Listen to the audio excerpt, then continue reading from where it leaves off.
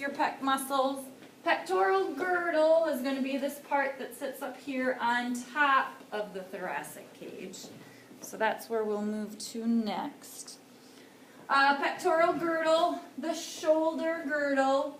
It's an incomplete ring, which means that it doesn't form a full circle.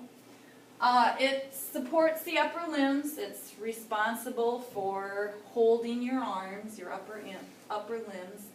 And it's made up of the clavicles on each side and then your scapula or your shoulder blade on each side. So your pectoral girdle is basically just this portion right here that sits at the top. And it's going to hold or house your upper limbs.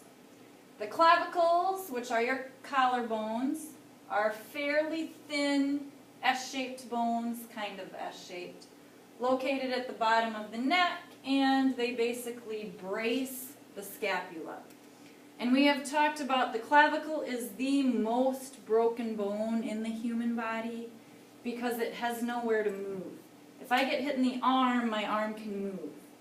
If I get hit in the body, my whole body can kind of move.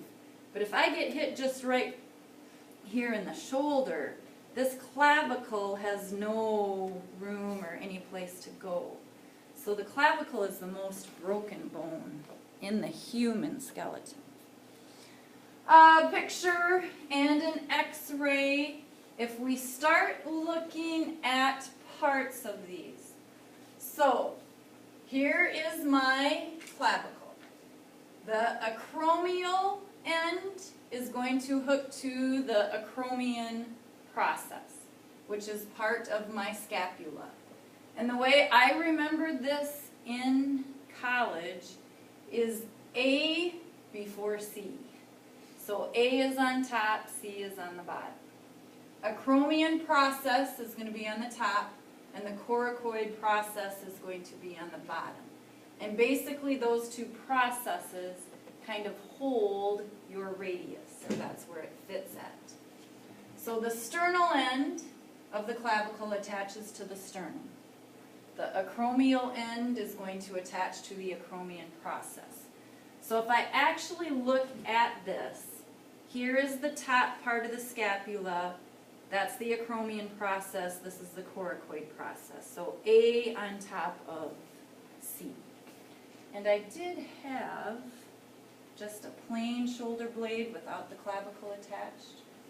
But the humerus is the arm bone that's going to fit into the joint right there.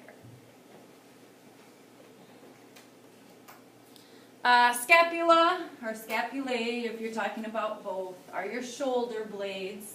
So they are on the back part.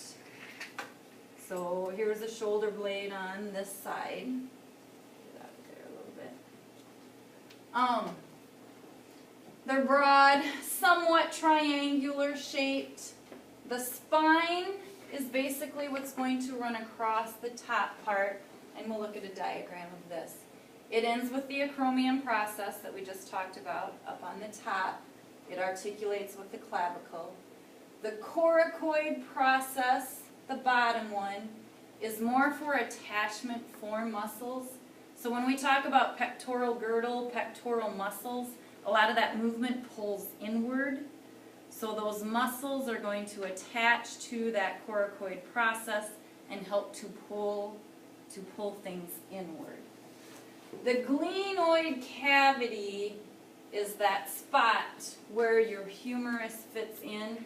So with the arm there, you can't see it very well, but it is the spot on the scapula where your shoulder, or where your humerus, the head of your humerus, is going to sit.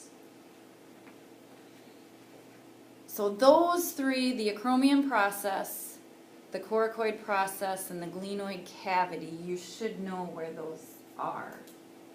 So here, I'm looking at the back part of it. This would be the spine that runs across. Superior angle, that we won't talk about so much.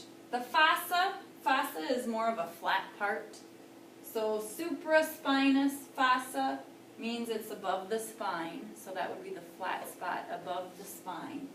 Infraspinous process is the flat spot below the spine. And then here are the three parts that I would like you to know. This would be the acromion process. This would be the coracoid process.